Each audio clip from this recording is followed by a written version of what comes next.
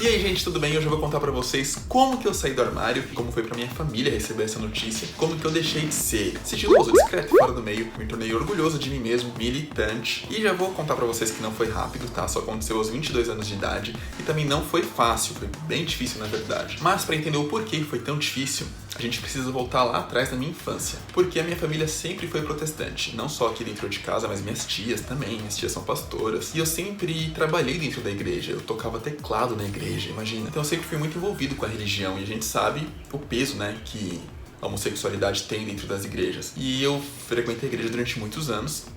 Na minha adolescência, eu já percebia que eu não gostava das mesmas coisas que os meninos. Tanto que eu tinha dificuldade de me enturmar, de fazer parte dos grupos dos meninos. E além de não gostar das mesmas coisas que eles, eu já sentia atração por meninos. Tipo, na escola, às vezes no vestiário, vendo menino sem camisa, eu já me sentia atraído.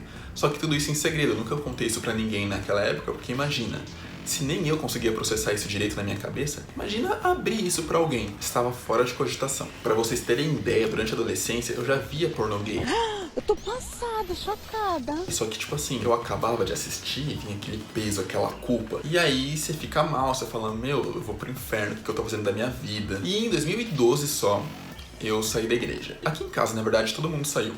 Porque a gente já não concordava mais com bastante coisa que a gente tava vendo lá dentro.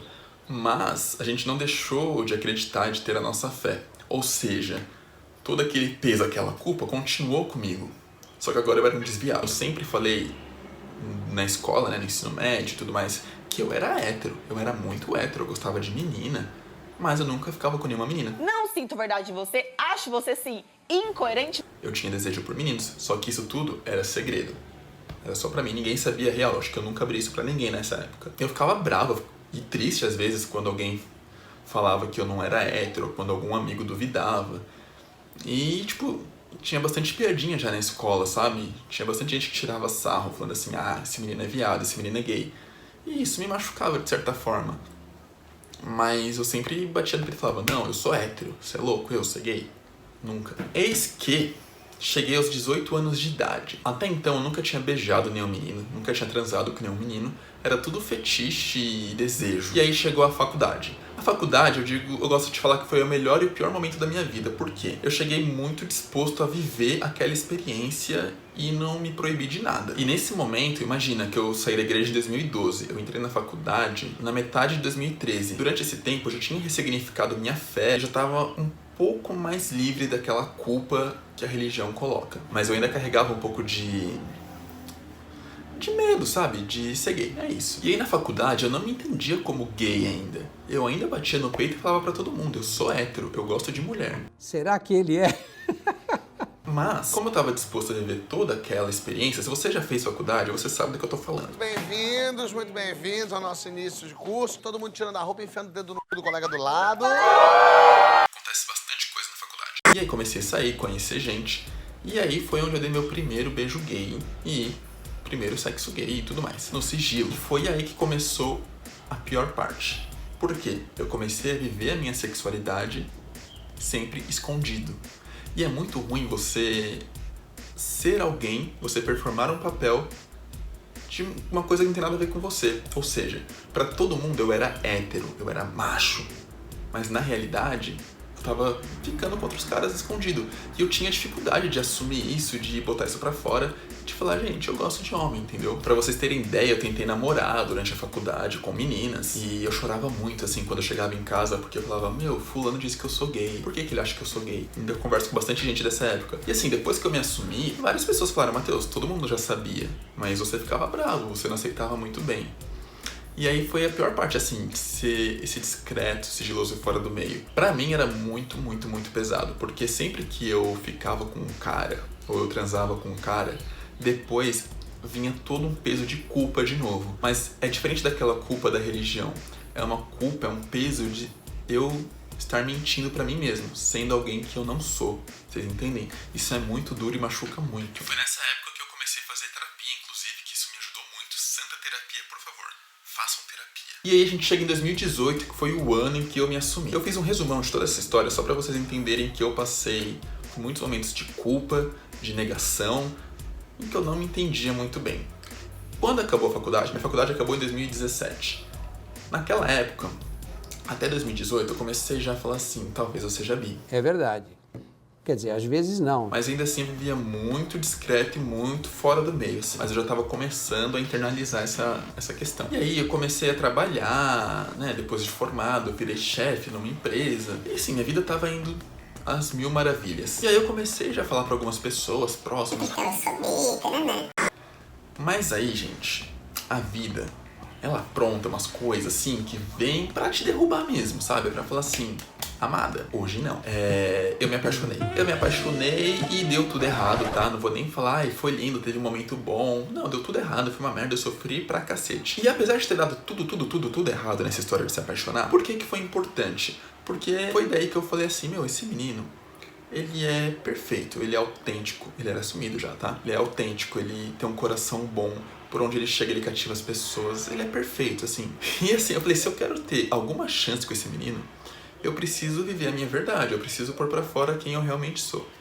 E foi daí que eu comecei a viver a minha sexualidade abertamente, da porta de casa pra fora. Quem era muito próximo de mim, sim, os amigos mais próximos, mais íntimos, eu não precisei contar nada, porque eles perceberam, foi natural, assim, a mudança. No ambiente de trabalho, eu fui muito cuidadoso, porque eu trabalhava numa emissora de televisão bem conservadora. E assim, pros amigos um pouco mais distantes, eu assumi mesmo. Eu falava, oi, vem cá, deixa eu te contar um negócio. Eu sou gay. E aí eu comecei a viver minha sexualidade abertamente. E a minha vida mudou da água pro vinho, porque eu passei a ser uma pessoa mais leve, menos rancorosa, fiquei muito mais feliz, muito mais aberto às possibilidades, à vida e tudo mais. Minha vida realmente mudou, eu era uma pessoa mais leve. E as pessoas comentavam isso comigo, elas chegavam e falavam, Matheus, você tá diferente, você tá melhor. Mas tudo isso da porta de casa pra fora. Por quê? Eu tinha medo de contar pros meus pais, porque vocês lembram, apesar da gente não estar mais frequentando a igreja, a gente tem uma origem da igreja protestante, e a gente sabe que isso é errado e isso é perseguido dentro da igreja.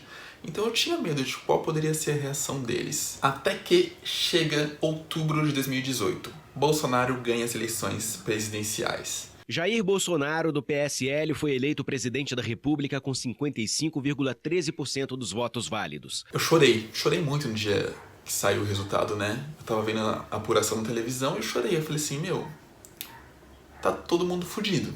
Acabou. Eu escolhi a pior época pra me assumir e é isso. E aí eu percebi que a minha existência, por si só, já era uma resistência. Eu me emociono ainda, capaz de eu chorar falando sobre isso, porque foi uma coisa muito linda, assim, quando começou aquele movimento de ninguém solta a mão de ninguém, as pessoas, sabe, se apoiando, se ajudando. E eu falei, cara, eu não posso mais me esconder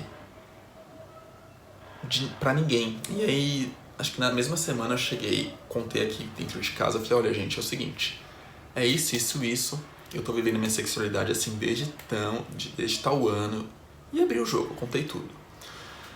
Não foi nada fácil, assim, meus pais precisaram de alguns dias pra digerir essa informação, foi um choque pra eles, principalmente pro meu pai, porque eu acho que existe toda aquela construção do que a gente idealiza pra um filho homem, né, na sociedade. E eu deixei eles processarem no tempo deles a informação. E assim, contar pra eles foi um dos momentos mais difíceis de tudo. Porque a garganta secou, a voz... Quando eu contei, assim, eu falo hoje com essa naturalidade, mas na época eu não encontrava as palavras mal saíam pela boca, foi horrível, assim. Eram surtos leves e tênis. Poucos dias depois que eu contei pra eles, minhas tias também já sabiam. Lembra, eu comentei no início do vídeo que minhas tias eram até pastoras. Então minhas tias já sabiam, meus primos já sabiam. E aí eu comecei a entrar em desespero. Eu falei, meu, e agora? E agora você excomungado da família, né? Você expulso assim da família. E não, eu falo, eu sou muito privilegiado nesse ponto. A reação foi melhor do que eu imaginava de todo mundo, dos meus pais, das minhas tias. Todo mundo me acolheu super bem, reagiram super bem, me mandaram mensagens lindas que até hoje, se eu ler, eu choro, assim, porque foi muito carinho, assim, eu me senti muito acolhido, protegido e respeitado pela minha família. O que a gente sabe que é raro, né? Principalmente quando se tem família protestante. Porque o Brasil é o país ainda que mais mata LGBTs. Eu sei que muita gente sofre, é expulsa de casa, apanha dos pais. Porque, infelizmente, nossa sociedade ainda é muito homofóbica, sim. E o que é interessante? Dentro de casa, aqui com os meus pais, a minha relação com eles melhorou 1 trilhão de vezes. Porque a gente não esconde mais nada um do outro. Eu não preciso esconder quem eu tô indo encontrar, o que eu tô indo fazer, onde eu tô indo. Então a gente tem uma relação muito aberta, muito sincera. Mas enfim, eu tentei fazer um resumão de como foi eu sair do armário, deixar de ser sigiloso, discreto, fora do meio e me tornar um gay orgulhoso e militante. Se você tiver qualquer dúvida, quiser conversar, pode comentar aqui embaixo ou me chamar no Twitter, a DM é aberta, no Instagram, por direct. Se precisar de conselho, desabafar, enfim, conta comigo. Eu tô aqui pra te ajudar. Se vocês quiserem um vídeo mais detalhado com a minha mãe, eu posso até chamar minha mãe pra gravar, pra ela contar como foi pra ela, a reação dela e o processo dela, deixa aqui embaixo nos comentários que eu gravo de novo e volto aqui, porque estamos de quarentena, temos bastante tempo livre. E deixa aqui também como é que foi pra você se assumir, se você precisou se assumir também, tem gente que não precisa às vezes, né? Se inscreve no canal também, não custa nada. Tchau!